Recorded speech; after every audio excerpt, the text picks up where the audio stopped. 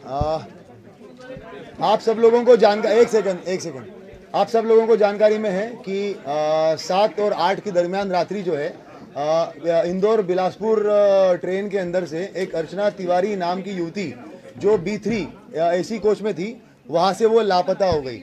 जब से ये मिसिंग रिपोर्ट कायम हुई है, उसी दिन से हम लोग जो है वो उस लड़की को ढूंढ रहे हैं, मगर उसके बावजूद जो है लगभग 10 से 11-12 दिन तक हम लोगों को वो ढूंढने के बाद में आज फाइनली नेपाल बॉर्डर से लड़की को बरामद किया गया है। मामला कुछ इस प्रकार है कि अर्चना तिवारी नामक लड़की जो है ये कटनी की रहने वाली है। वहाँ से उसने अपना ग्रेजुएशन कंप्लीट किया हुआ है। वहाँ पर ये जो है वो स्टूडेंट छात्रा, नेता छात्रा वगैरह भी रही हुई है NSUI से। उसके बाद में फिर ये 2 साल तक जो है वो जबलपुर में प्रैक्टिस करती थी एडवोकेट की। उसके बाद इंदौर में ये पिछले 1 साल से एडवोकेट की वकालत कर रही थी। इसी दरमियान जो है इसके परिवार वालों की तरफ से लगातार इसको रिश्ते वगैरह आ रहे थे, जिसमें इसको शादी नहीं करनी थी। लगभग 3 से 4-5 शादी के प्रपोजल आने के बाद में कुछ इश्यूज हुए, शादियाँ टूटी या उसको नहीं करना था, उसने ना बोल दिया। एक इंदौर में जो है इसकी दोस्ती हुई सारांश जोगचंद करके है, 26 साल का लड़का है, शुजालपुर का रहने वाला है। ये 1 जनवरी के आसपास में, मतलब 1 जनवरी 2025 के आसपास में उसकी जो है वो उसके साथ में मित्रता हुई है।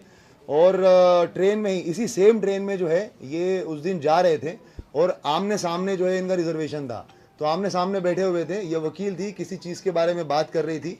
सारांश का भी कुछ जो है वो इशू चल रहा था घर पे, तो उस तरीके से उसने उससे बात करना शुरू किया।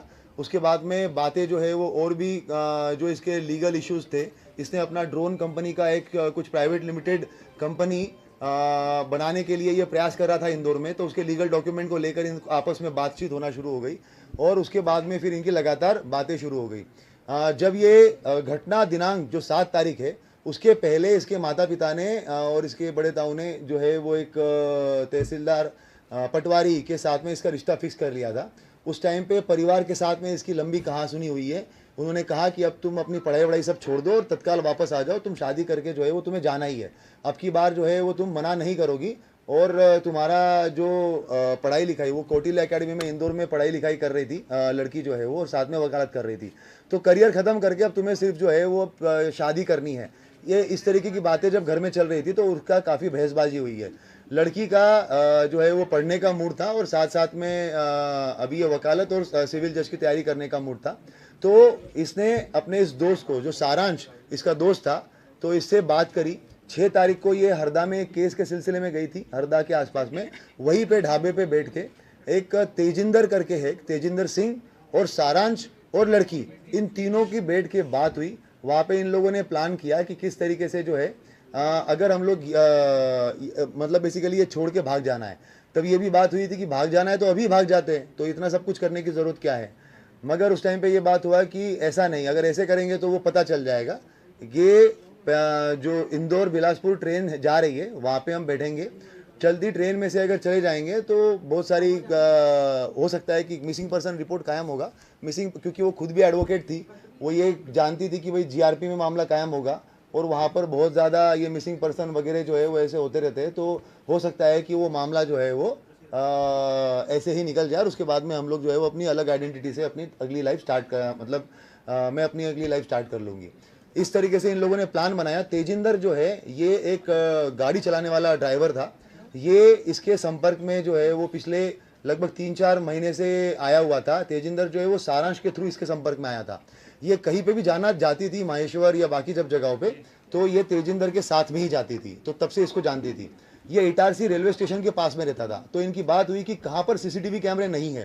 तो तेजिंदर ने बताया कि इटारसी रेलवे स्टेशन जो है वो मैं बहुत अच्छे से जानता हूँ, वहाँ पर जहाँ पे कैमरे नहीं है वहाँ से मैं इसको लेके चला जाऊँगा। तो ये डिसाइड हुआ कि ये इंदौर से बैठेगी। उसके बाद में फिर जब ये ट्रेन में बैठी है तो इसने सारांश को फ़ोन किया है। कपड़े जो है वो सारांश शुजालपुर में रहने वाला है सारांश, और इंदौर में अप डाउन करता है। वहाँ से ये कपड़े खरीद के लेके आया उसके। ये एक अपनी XUV 700 XUV गाड़ी से जो है वो बाय रोड वहाँ पे इटारसी तक आया और नर्मदापुरम तक आया। नर्मदापुरम में इसको तेजिंदर मिला। तेजिंदर के साथ में इसने उसको कपड़े दिए। तेजिंदर जो है वो नर्मदापुरम में ट्रेन में बैठा हुआ है। ट्रेन में बैठने के बाद में इसने लड़की को कपड़े दिए। उसके बाद में जो सारांश है, ये लड़का पहुंचा इटारसी बाय रोड। उसके बाद लड़की ने जो है वो अंदर ही अंदर कपड़े वपड़े चेंज किए ताकि उसको कोई पहचान ना सके। उसके बाद में ये A2 B3 कोच में ये थी, मगर ये A2 कोच से अलग से बाहर निकली इटारसी में। इटारसी में ऐसे बाहर निकली कि क्योंकि तेजिंदर को पूरा पता था कि कैमरे का सिस्टम कहाँ कहाँ पे है और कहाँ पे नहीं है, तो आउटर एरिया में इसने जो है वो लड़की को उतारा और वहाँ से उसको लेके चला गया। और बाहर जो है वो सारांश वेट कर रहा था, सारांश वेट कर रहा था, तो वहाँ पर उसने जो है वो लड़की को लेके जाकर सारांश को दे दिया। लड़की ने अपने मोबाइल और घड़ी जो है वो तेजिंदर को दे दी और बता दिया कि भाई इसको जो है ये आपका बागतवा और मिडघाट वाला जो एरिया है उस तरफ कहीं तो फिकवा देना, ताकि ये बात हो जाएगी। तेजिंदर से उसने ये भी बात की थी कि हम लोग 3-4 लड़कों से एक रिपोर्ट लिखवा देंगे कि भाई कोई तो लड़की वड़की जो है वो यहाँ पे गिर गई है करके ऐसा। और ट्रेन में जब आगे गाड़ी वाड़ी रहेगी तो वहाँ पर हम लोग जो है वो कंप्लेंट करवा देंगे। ये सारी बातें हो गई और उसके बाद में उसको मोबाइल और घड़ी वगैरह दे दिया। लड़की जो है वो सारांश के साथ में आगे चली गई। कोइंसिडेंटली सारांश एक व्यक्ति को भी साथ में लेके आया था, तो वो भी उसको भी हम लोगों ने राउंड अप करके उससे बयान वयान लिए हुए, वो चश्मदीद गवाह है। उसके बाद में घटना ये हो गई कि तेजिंदर को उसी टाइम पे दिल्ली की पुलिस उठा के लेके चली गई। क्यों? कारण तेजिंदर जो है वो किसी फ्रॉड के मामले में आरोपी था। तो उसी रात, सेम रात को 1 बजे जो है वो ये घटनाक्रम होता है और अगले 1 घंटे में तेजिंदर को पुलिस उठा के लेके चली जाती है। अब जब ये पूरा मामला हमारे पास में आता है, लड़की जानबूझ के सामान पूरा के पूरा सीट पे छोड़ के गई ताकि हम लोग ये सोचे कि लड़की हो ना हो कहीं पे गिरी है, वो कहीं पे भागी नहीं है। अगर भागती तो पूरा सामान लेके जाती। ये पूरा सोच के प्लान करके जो है वो सामान वहीं पर रखा गया था। उसके बाद में जैसा कि उसने सोचा था, जब हमारे पास में मामला आया, सारा डिस्कशन हुआ, बात यही हुई कि भाई सामान जो है वो पूरा के पूरा छोड़ के चली गई है। छोड़ के गई इसका मतलब कहीं ना कहीं गिरी होगी। और मिडघाट और वो वाले एरिया का भी जानबूझ के वो मोबाइल जो है वो उसी एरिया में बंद हुआ था, तो हम लोगों ने वहाँ पर पूरा सर्चिंग ऑपरेशन भी चलाया, पूरे थानों में भी हम लोगों ने बात करी, वो सारी चीज़ें करी। मगर उसी टाइम पे एक चीज़ और, सारांश के साथ में जब बात हुई थी तो स्टार्टिंग में जब जनवरी में उसकी बातें हुई थी तो कॉल पे बात होती थी, मगर उसके बाद में व्हाट्सएप कॉल हुआ था। तो वो उस वजह से जो है उसके साथ में वो बातें जो है वो CDR में डिटेक्ट नहीं हो पाई। हम लोगों ने IPDR निकालने के बाद में उसका नंबर जो जब वापस आया और पता चला कि इससे वापस ये बात हो रही थी और ये लड़का छूट गया है पूछताछ करने के लिए, उसके बाद टीम जो है वो उस तक पहुंची है। तेजिंदर को जब हम लोगों ने ये पता किया, तेजिंदर का नंबर मिला और जब हम लोगों ने उसके बारे में डिटेल पता किया तो हम लोग काफ़ी श्योर हो गए थे कि तेजिंदर इस मामले में लिंक्ड है। मगर जैसे ही हमें पता चला कि ये जो है वो चोरी के मामले में दिल्ली पुलिस उठा के लेके गई है, तो हमें फिर स्टार्टिंग में लगा कि हो सकता है कि ये किसी दूसरे मामले में होगा।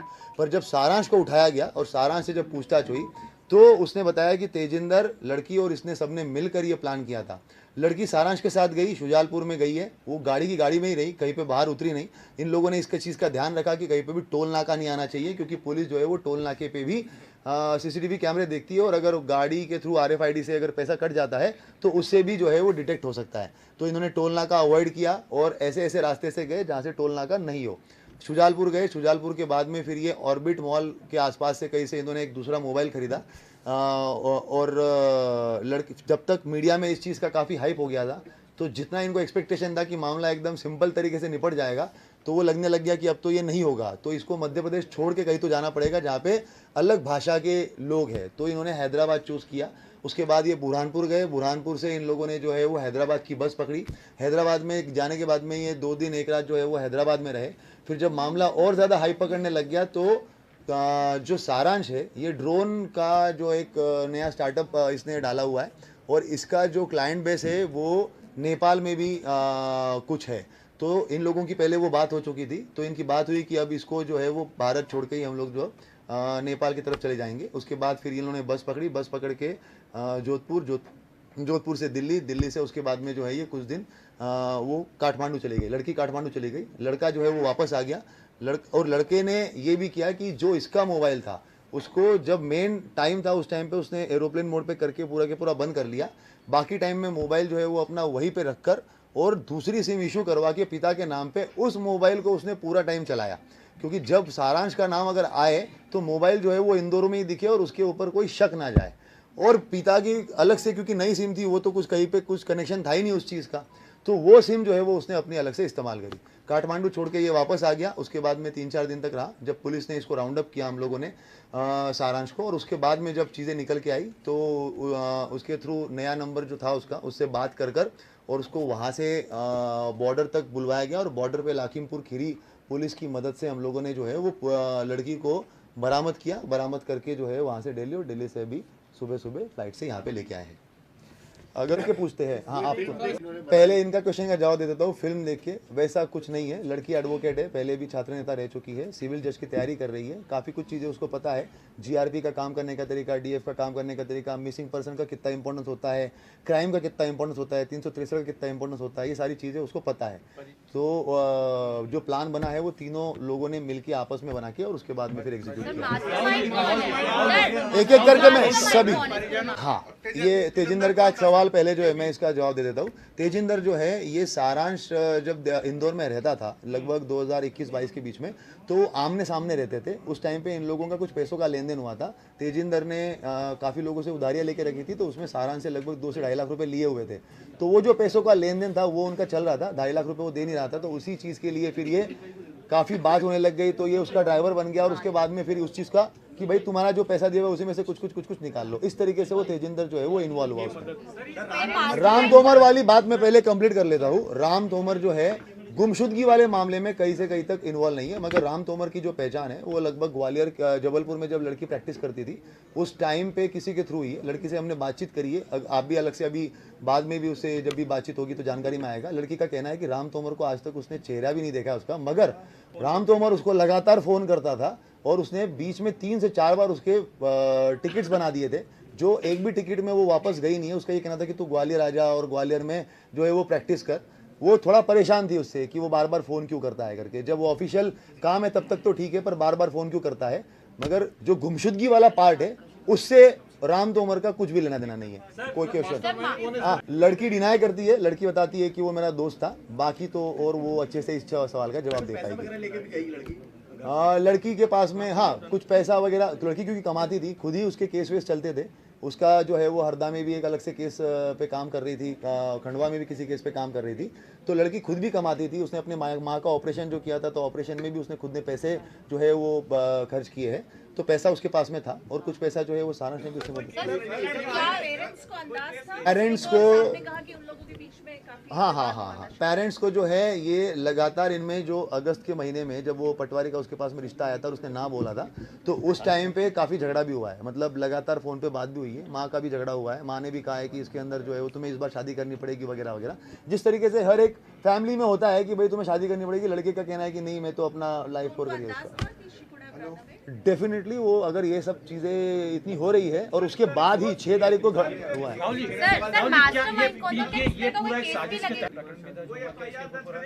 अभी तो क्योंकि मेन जो है वो लड़की ने सोच समझ के अपने पूरे होशो आवाज़ में कंसेंट में ये सारी चीज़ें करी है, तो अभी तो वो मिसिंग पर्सन में ही रहेगा। कोई ऐसा अभी तक बयान नहीं आया हुआ जिसके अंदर कोई क्रिमिनल केस बने। मास्टर में लोगों ने आपस में मिलकर ये प्लान बनाया हुआ है, जिसमें मेन प्लान जो है वो लड़की का है और बाकी जो वो उस तरीके की चीज़ें हैं कि कहाँ पे हमें सीसीटीवी कैमरे बाईपास करने हैं, रोड्स कहाँ पर निकल के आ जाएंगे, नेपाल में कौन मदद करेगा, वहाँ पे किसकी मदद होगी, तो ये तो बेसिकली तीनों ने मिलकर सवाल ही उठ रहा है कि 3 तो उसके बाद भी कोई अपराध नहीं बन रहा। अभी तक तो कानूनन जो है इसमें कोई ऐसा आपराधिक सेक्शन तो अट्रैक्ट नहीं कर रहा है। इसमें ज़रूर जो है वो हम लोग और भी लीगल ओपिनियन भी ले लेंगे, मगर अभी तक इसमें कोई भी ऐसा अपराध जिस तरह परेशान कर रहा था, इस तरह की बात भी सामने आई। इस पे मेरा कुछ कहना उचित नहीं होगा। जो फैक्ट्स थे वो तो मैंने आपको बता दिए कि फ़ोन वोन वो करता था। 3 से 4 बार उसने टिकट भी बनाया है जिसमें लड़की गई नहीं है वहाँ पर। तो एक तरफा ही डिस्कशन था, लड़की का कहना है कि, और कुछ जो है वो क्रिमिनल केसेस के अंदर उसने उसको मदद करी है, मतलब फ़ोन वोन पे ही मदद करी है किसी के थ्रू रेफरेंस लेकर, जब वो जबलपुर में 2 साल प्रैक्टिस करती थी उस टाइम पे। सर लड़की इतनी ट्रैवल करके हैदराबाद में है। लड़की जो ट्रैवल कर रही थी, सबसे पहले तो उसने अपना मोबाइल जो है वो मिडगार्ड सेक्शन में बंद करके फिकवा दिया था। उसके बाद में लड़की ने इस चीज़ का ध्यान रखा था, इवन मतलब जो ये घटनाक्रम हुआ है उसके 7-8 दिन पहले से भी जो है ना, लड़की का 31 जुलाई से लड़की के फ़ोन के अंदर भी जो है वो कुछ लोगों का बात बंद हो गया। BSNL का मोबाइल जो है वो बंद कर दिया, 2 सिम थे, 1 सिम बंद कर दिया। तो उसके बाद जब लड़की यहाँ से निकली है, तो लड़की निकलते वक्त भी जो हम लोगों ने CCTV कैमरे भी देखे हैं, उसके अंदर भी लड़की ने ये ध्यान रखा हुआ है कि वो गाड़ी के अंदर जो है वो लेटी हुई है, कहीं पे भी गाड़ी के विंडशील्ड में नहीं आ रही है। तो कैमरे में नहीं आई है क्या, मोबाइल फ़ोन भी जो सिम कार्ड भी जो है वो उसने मध्य प्रदेश में कहीं पे भी सिम कार्ड नहीं खरीदा है, ना उसने मोबाइल खरीदा, ना उसने सिम कार्ड खरीदा। और जब लड़का भी जो उसके साथ में था उसका मोबाइल वहीं पे रखकर कि भाई वो जो है उसकी लोकेशन लाइव रहे, दूसरा सिम लेके दूसरा मोबाइल लेके उसके साथ ट्रैवल किया। ये तो अपने पास इसके ऊपर अभी भी कार्रवाई नहीं। ये तो अपन बाद में लास्ट में क्वेश्चन का जवाब देंगे। और कोई स्पेसिफिक जवाब? 13 दिन तक की प्लानिंग आपको क्या लगता है सिर्फ घर से भागने के लिए की थी? इस एक मतलब लॉजिकली सोचिए, घर से भागने के और भी तरीके होते हैं, लेकिन इतने अलग अलग जगह इतने लोगों को इन्वॉल्व करना सिर्फ घर से भागने के लिए? देखिए बात एकदम वैसी है, मतलब ये लगभग हम लोग जो है वो लड़के से भी 2-3 दिन से पूछताछ कर रहे हैं, 2 दिन उससे भी पूछताछ करते करते हो गए, साथ साथ में लड़की से भी बातचीत करते हो गया। मगर एक ये है कि लड़की लगातार वो रिश्तों को डिनाई कर रही है, उसको वहाँ से निकलना है। परिवार का प्रेशर, सोशल प्रेशर जो आज की तारीख में यंग जनरेशन में जिस तरीके से बार बार इस तरह के केसेस देखे जाते हैं, और लड़की एडवोकेट है, उसको पता है, उसको लग रहा है कि भाई जीआरपी में मूविंग ट्रेन में अगर होगा तो कहीं ना कहीं वो मृत घोषित कर जो है वो मामला रफा दफा हो जाएगा और मैं अपनी नई आइडेंटिटी के साथ में चली जाऊंगी। उस तरीके से उसने प्लान बनाया हुआ है। मामला भी उसी तरह का है कि घर वाले जबरदस्ती शादी कराना चाह रहे थे, इसलिए उससे बचने के लिए। और जब ये जो इवॉल्वमेंट हुआ, मतलब इवॉल्व हुआ है मामला, वो तब इवॉल्व हुआ है, उसको एज ए एडवोकेट उसको ये था कि मिसिंग पर्सन रिपोर्ट को कोई बहुत ज़्यादा तवज्जो मिलने नहीं वाली है। जब वो मामला तुल पकड़ा, पहले तो वो शुजालपुरी गए थे, वहाँ पे उन्होंने एक रूम जो है वो रेंट पे भी ले लिया था, मगर जब वो मीडिया में तुल पकड़ा तो उन्होंने बोला कि मध्य प्रदेश छोड़ना पड़ेगा। उस टाइम पे वो डिसाइड हुआ कि मध्य प्रदेश तो छोड़ना पड़ेगा। क्यों? क्योंकि मामला बहुत तुल पकड़ लिया है, लगातार सोशल मीडिया पे आ रहा है यहाँ पे। और कोइंसिडेंटली ये हुआ कि जिस जगह पे उन्होंने रूम रेंट पे लिया था वो किसी पास में ही पुलिस वाले का था। तो आते जाते जैसे ही मामला मतलब ज़्यादा तुल पकड़ेगा तो ये पुलिस वाला मुझे ज़रूर पहचान लेगा, तो इसीलिए यहाँ से निकलना बहुत ज़रूरी है। फिर ऐसे करके वो हैदराबाद निकल गई। हैदराबाद निकलने के बाद में जब मामला और ज़्यादा तुल पकड़ने लग गया तो उसके बाद में फिर जो है 14 अगस्त था जिस दिन वो दिल्ली पहुंची। 15 अगस्त के दिन जो है वो काठमांडू चली गई थी, और 14 अगस्त को काठमांडू चली गई थी, और 15 अगस्त को जो है वो लड़का उसको छोड़ के वहाँ से वापस आ गया था। तो ये पूरा जो डेवलपमेंट है 7 तारीख से लेके 14 तारीख तक का है, जो बीच बीच में उन्होंने सोचा है कि नहीं अब इतना हाइप हो गया है, अब इतना ये हो गया है, पूरी पुरजोर तरीके से कोशिश की जा रही है, तो हमें तो अब देश ही छोड़ना पड़ेगा। तो उसके बाद में फिर उसने वो कहा नहीं, ये आपराधिक मामले के बारे में एज सच जो है इसमें, क्योंकि उसके साथ में कोई गलत घटना नहीं हुई है, वो खुद ही उसके अंदर मिसिंग पर्सन है, कानूनन उसके अंदर अभी तक तो कोई मामला नहीं बनता। मैंने पहले भी कहा इसमें हम लोग और विधिक राय भी लेंगे, अगर कुछ सेक्शन बनते भी होंगे तो उसके बारे में सोच लेंगे। मैंने पहले कहा था कि हमारे सीसीटीवी फुटेज के लिए टीम लगी थी, लगभग भोपाल से लेकर कटनी तक के सारे सीसीटीवी फुटेज हम लोगों ने खंगाले थे, साइबर टीम लगी हुई थी, और साथ साथ में जो मेडघाट और वो सेक्शन में हम लोगों को सर्चिंग करनी थी उसकी 30 लोगों की एक अलग टीम थी। तो कुल मिला के जो है वो 60-70 लोग हमारे लगातार इस पूरे 10-15 दिन सारांश पर कब शक हुआ, कैसे शक हुआ? सारांश पे तब शक हुआ। सीसीटीवी रहे होंगे सर पूरे जो आप लोगों ने खंगाले? सीसीटीवी तो मतलब ये है कि मतलब बता ही नहीं सकते, वो कम से कम 400-500 से ऊपर ही होंगे, क्योंकि हर स्टेशन पे 40-50 है सीसीटीवी, सबको निकालना। और सिर्फ स्टेशन नहीं, उनके आउटर एरिया और उनके जो बाहर के कैमरे हैं, मतलब कोई बाहर निकल रहा है तो उसके लिए भी वो भी कैमरे खंगालना। एक सारांश पे कब शक हुआ, ये एक अच्छा क्वेश्चन है। सारांश का ये था कि जब हम लोगों ने स्टार्टिंग में सबसे पहले जो है वो कोई उसकी डेथ तो नहीं हो गई, ये सब चीज़ों को हम लोगों ने जब रूल आउट कर लिया, तो मैंने बीच में भी एक बार बाइट दी थी कि हम लोग जो है वो उसको ब्रॉडन करेंगे पूरे सर्च के दायरे को। जब हम लोगों ने 6-7 महीने का पूरा चीज़ें खंगाली और उसके अंदर जब देखा कि वो किस किस से बात करती थी, सारांश का 2-3 कॉल बहुत लंबे थे, जबकि वो कॉल तो 2-3 ही थे मगर बहुत लंबे थे। जब उसका फिर हम लोगों ने IPDR निकाला कि ऐसा तो नहीं व्हाट्सएप कॉल से उसने बात करी हो, इसमें हम लोगों ने कटनी पुलिस जो है वो SP कटनी के द्वारा भी एक इनपुट दे दिया था उनके साइबर की तरफ से कि एक ये नंबर आया हुआ है, और वो नंबर हमारे इससे मैच हो रहा था, सारांश से मैच हो रहा था। तो जब वो हमें जानकारी मिली कि यार ये लड़का कितनी क्यों बात कर रहा है और अभी तक इसको हमने पूछताछ नहीं कर पाए हैं, ये अभी तक इस दायरे में आया ही नहीं है, जब उसका दायरा बढ़ाया गया इन्वेस्टिगेशन का, और भी मतलब जो है 1 महीने को छोड़ के 6-7 महीने 10 महीने का पूरा रिकॉर्ड लेकर और उसके IP एड्रेसेस को लेकर और IP एड्रेसेस के बारे में जानकारी ली गई, तब वो सारांश का नंबर आया। और उसके बाद फिर सारांश को हम लोगों ने जब ट्रैक किया तो हमें पता चला कि अरे इस पे ये बात कर रहा था, और जब उसको उठा के लाए तो फिर तो चीज़ें फिर आसान हो गई। सारांश को जब हम लोगों ने पकड़ लिया, सारांश के पास उसका नंबर जो था, क्योंकि 1 सेकंड, सारांश को जब हम लोगों ने पकड़ा तो क्योंकि काठमांडू में जो है वो उसी का कनेक्शन था, तो उसके बाद उसी से बात करके उसके कनेक्शन से बात की गई, लड़की से कांटेक्ट में आए, लड़की से बात की। जब ये पूरा एपिसोड चल रहा था उस दिन ग्वालियर वाला भी उस दिन पूरा के पूरा एपिसोड चल रहा था, उसके एक दिन पहले से ही उसी टाइम पे हम लोग लड़की के कांटेक्ट में आ चुके थे कि वो काठमांडू में है। तभी मैं इतने स्ट्रांगली बता भी रहा था कि उसका कोई कनेक्शन नहीं है। और वहाँ पर जब हम लोगों ने काठमांडू में बात करी और उसको बात करके फिर बुलवाया, वो सारांश के थ्रू बुलवाया और उसके बाद में फिर जो है वो उसको तेजिंदर के बारे में हम लोग पहले एक बार इन्वेस्टिगेट, वो तो हमारा ये था कि चौथे या पांचवें दिन हम लोग केस क्रैक कर चुके थे। हमें ये लग रहा था कि तेजिंदर ही है जिसके साथ लड़की गई है, मगर जब वो दिल्ली पुलिस आ गई तो तेजिंदर हमारा वापस साइडलाइन हो गया। अगर वो दिल्ली पुलिस उस दिन नहीं आती तो हो सकता था कि हम तीसरे दिन ही उस केस को क्रैक कर लेते तेजिंदर को पकड़कर, मगर वो घटनाक्रम ऐसा ही था जिसकी वजह से हम लोग उससे हटे।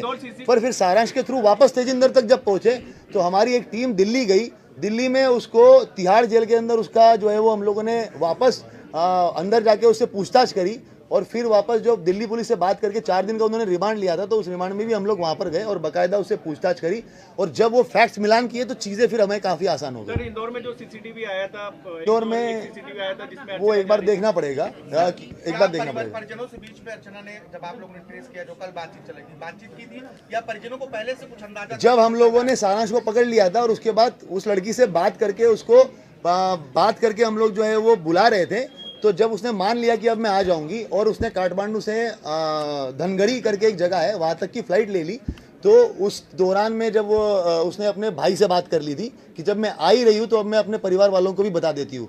उसी टाइम पे वो ग्वालियर वाला इशू चल रहा था और जब आप सब लोग बोल रहे थे कि परिवार वालों से बात हो गई है, तो वो इसीलिए हुई थी क्योंकि पुलिस तब तक उसको बुला चुकी थी, धनगढ़ी तक वो आ चुकी थी और अब वो ये था कि अब मैं आ ही रही हूँ तो मैं अपने परिवार से बात कर लेती हूँ, तो उसने अपने परिवार से उससे बात कर लिया।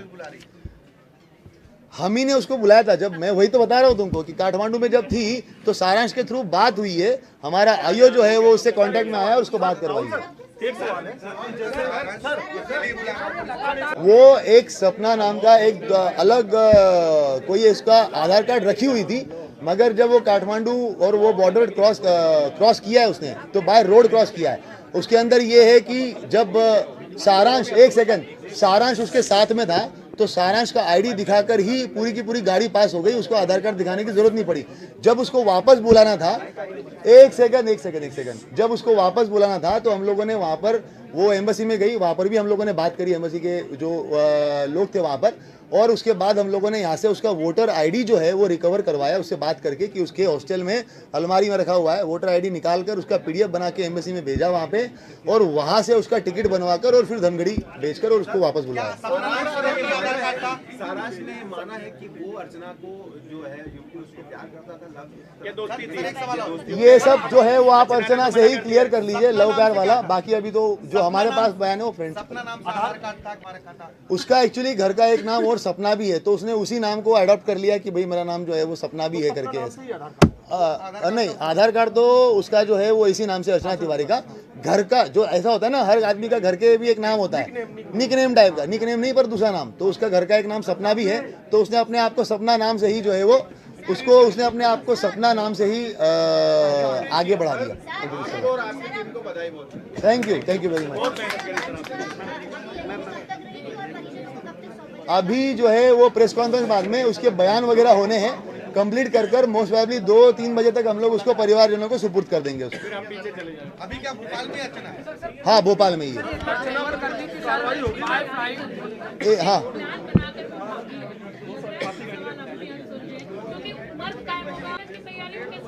तेजिंदर और सबको मिलना इकट्ठा एक बड़ी साजिश है। ये देखो, ये अलग अलग तरीके से देख सकते हो। आज की तारीख में इसके पहले भी 2-4 इंसिडेंट्स हो चुके हैं, मैं नाम नहीं लूंगा, मगर इस तरीके से लड़कियां भागती है। ये एक समाज का वो जो एक प्रेशर होता है ना कि भाई ये होना चाहिए, ऐसा होना चाहिए, जो जिसको आज की यंग जनरेशन डिफाई करती है, और उसके इन्फ्लुएंस में टीवी सीरियल्स देखकर इस तरीके से वो प्लान करना ये सब सारी चीजें होती है। सारांश के ऊपर क्या कोई मामला दर्ज होगा? एक लड़की को भगाने के आरोप में तेजिंदर, दोनों इसमें शामिल क्योंकि लड़की 18 साल से ऊपर है, अपने कंसेंट से उसके साथ गई है, तो अभी तक तो कानून उसके ऊपर कुछ नहीं हो पाएगा। दिल्ली के आगे तक वैसे कोई लड़की भगा नहीं सकता ना, उसने ले गया वो ले पाएगा। वालिक है, हाँ।